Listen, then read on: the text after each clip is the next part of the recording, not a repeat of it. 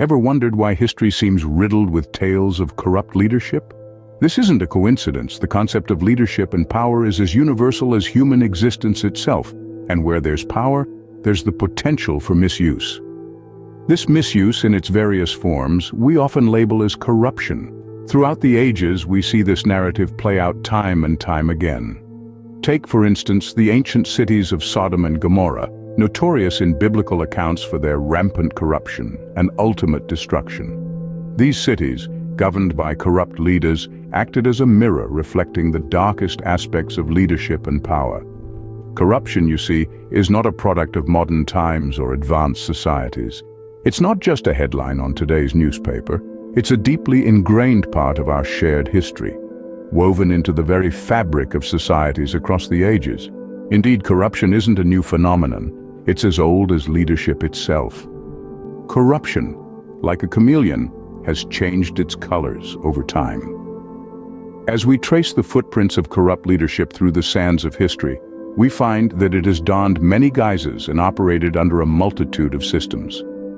In the monarchies of the Middle Ages, corruption often took the form of nepotism, with kings and queens handing out titles, lands, and privileges to their favorites. The essence of corruption here was the same as it is today, the misuse of power for personal gain. But the faces of corruption were different, and the methods were more overt, more brazen.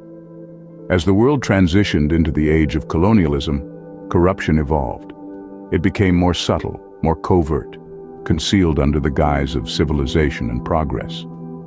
The colonial powers, exploiting their dominions for personal gain, introduced new forms of corruption. They stripped the colonies of their resources, manipulating the local systems for their benefit. Then came the era of democracies, promising a system of checks and balances. One would imagine that corruption would find it hard to survive in such a system. But alas, it found new ways to thrive. It became institutionalized, hidden under layers of bureaucracy, concealed within complex legislations.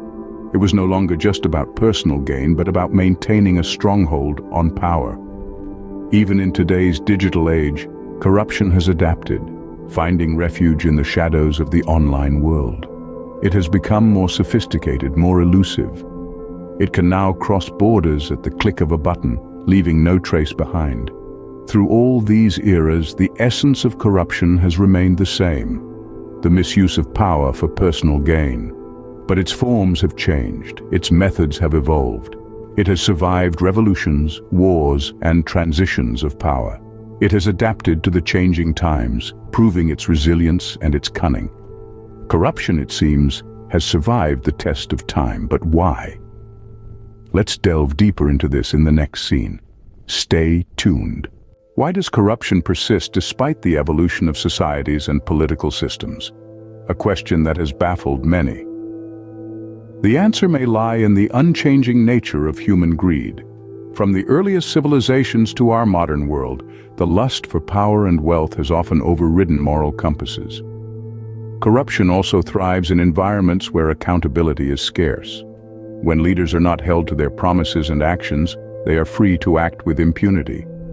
This lack of accountability often stems from a system that is designed to protect the powerful at the expense of the weak. But perhaps the most unsettling reason for the persistence of corruption is the silence of the masses.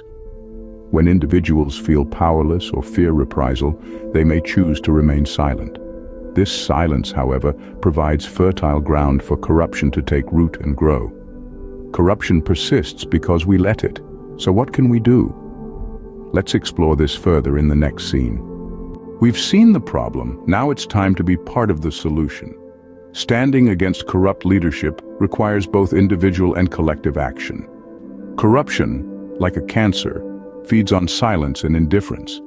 It thrives in the shadows, away from the glaring light of accountability. As individuals, we must hold our leaders accountable. We must question, scrutinize, and demand transparency. But we cannot do this alone. There is strength in numbers. Together, we can create a formidable force that can topple even the most deeply entrenched systems of corruption. We must vote responsibly, choosing leaders with integrity and the will to serve the public good. And finally, we must speak out against injustice.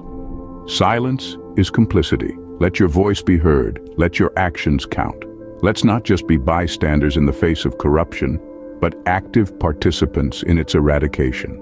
The fight against corruption begins with you. Stand up, speak out, and let's make a difference.